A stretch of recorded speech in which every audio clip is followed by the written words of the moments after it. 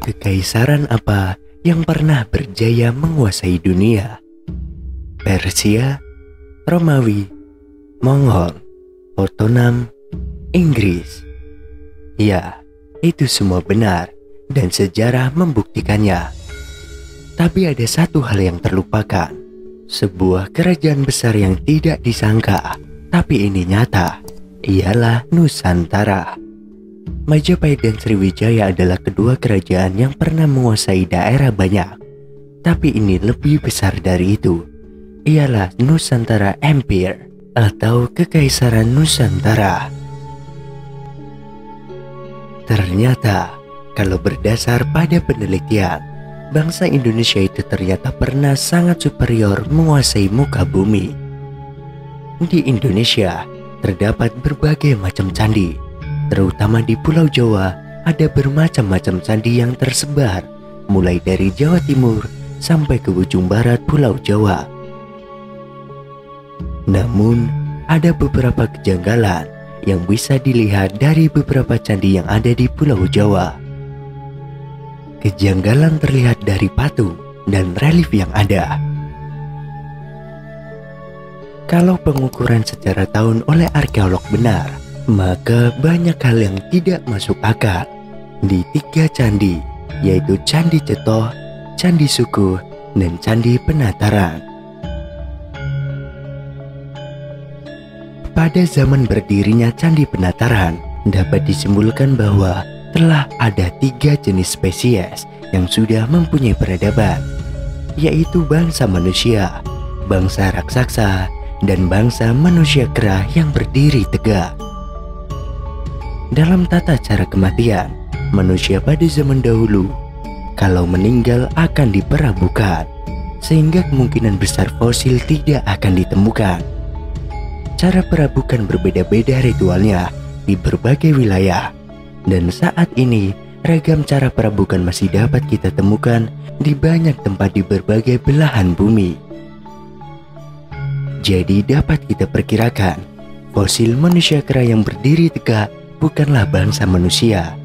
Bukan pula fosil seperti manusia yang bertaring dan bertumbuh tinggi besar.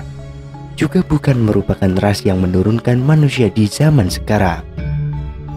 Pembuktian awal dari misteri yang ada di Candi Cetoh, Candi Sukuh, dan Candi Penataran ini sejalan dengan indikasi-indikasi yang dinyatakan oleh Profesor Arsio Santos, yang menyatakan bahwa Atlantis itu benar-benar ada dan berada di Indonesia. Profesor Arsio Santos, seorang geolog dan fisikawan nuklir yang menghabiskan waktunya selama 30 tahun untuk membuktikan dari catatan Plato tentang keberadaan peradaban Atlantis. Semua penelitian mengarah ke Indonesia.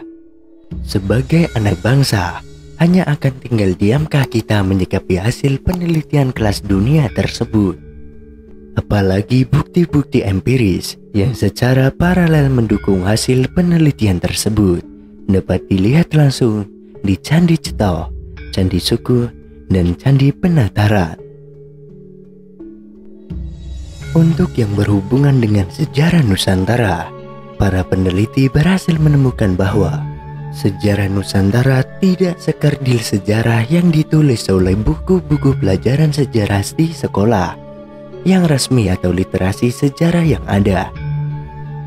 Bahkan lebih dari itu, para peneliti menemukan bukti tentang kebesaran leluhur Nusantara di sekitar 10.000 tahun sebelum Masehi sudah menguasai 2/3 bumi. Data yang diperoleh para peneliti terdapat di beberapa relief dan prasasti yang dapat dilihat dan dimengerti oleh semua orang. Selain itu, para peneliti juga berhasil memetakan dan mendokumentasikan lebih dari 20 jenis aksara purba asli Nusantara yang dapat dipakai untuk membaca prasasti dan rontal-rontal kuno. Berhubungan dengan pencitraan sejarah sebagai mitos, para peneliti juga berhasil menemukan bukti bahwa beberapa cerita mitos itu adalah benar adanya. Bukan hanya sekedar cerita pengantar tidur atau celoteh dongeng keheroikan belaka, seperti keberadaan Kerajaan Hastinapura, Kerajaan Ngamartalaya, Kerajaan Dahanapura, Kerajaan Gilingwesi, dan lain-lain.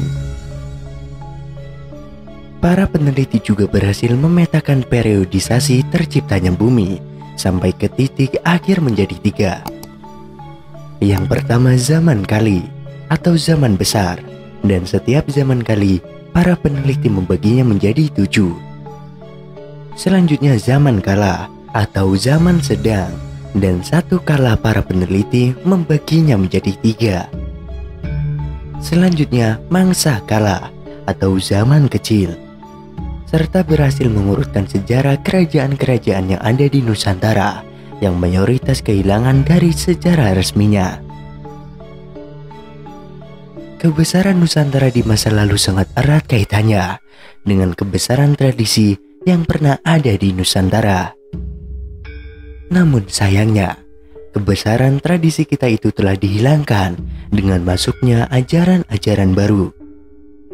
Bahkan, ajaran-ajaran baru cenderung memvonis tradisi kuno menjadi animisme, dinamisme, dan politeisme. Padahal ada beberapa teknologi terapan masa lalu yang sangat efektif dan menjadi kekuatan kehormatan dari kebesaran leluhur kita, yang sebetulnya masih sangat relevan untuk digunakan oleh generasi kita sebagai pewaris teknologi tersebut. Namun kita tidak pernah menyadarinya.